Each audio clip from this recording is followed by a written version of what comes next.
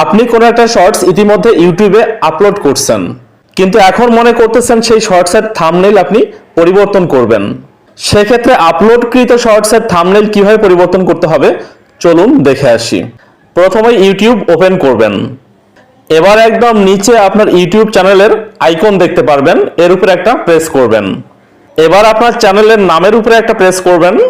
এবার আপনার চ্যানেলটা ওপেন হলে আপনি এখানে দেখতে পারবেন শর্টস নামে একটা অপশন দেওয়া আছে, এর উপরে একটা প্রেস করবেন।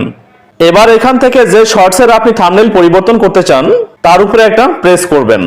এবার শর্টস ওপেন হলে একদম কর্নারে দেখতে পারবেন তিনটা ডট দেওয়া আছে, এর উপরে একটা প্রেস করবেন। এবার এখান থেকে এডিট এর উপরে একটা প্রেস করবেন। এবারে এ ধরনের একটা ইন্টারফেস শো করবে, এখানে দেখতে পারবেন কলমের একটা আইকন দেখা যাচ্ছে, এর উপরে একটা প্রেস করবেন। এবারে এ ধরনের একটা ফেস শো করবে, আপনি নিচে দেখতে পারবেন থাম্বনেইল পরিবর্তনের জন্য কতগুলো অপশন দেখাচ্ছে। এবার নিচের এই অপশনগুলো থেকে আপনার যেমনটা থাম্বনেইল পরিবর্তন করা দরকার তেমনটা আপনি পরিবর্তন করে নেবেন। এটাকে আঙ্গুল দিয়ে ড্র্যাগ করবেন, যেটা আপনার পছন্দ হয় আপনি সেটাকে নিয়ে আসবেন। ব্যাস পছন্দ মতো হওয়ার পর উপরে দেখতে পারবেন একটা টিক চিহ্ন দেওয়া আছে, এর উপরে একটা টিক চিহ্ন দিয়ে দিবেন। এবার উপরে লেখা দেখাচ্ছে সেভ, এর উপরে একটা ক্লিক করবেন। এভাবেই আপনি আপনার থাম্বনেইল পরিবর্তন করে নিতে পারবেন। ধন্যবাদ।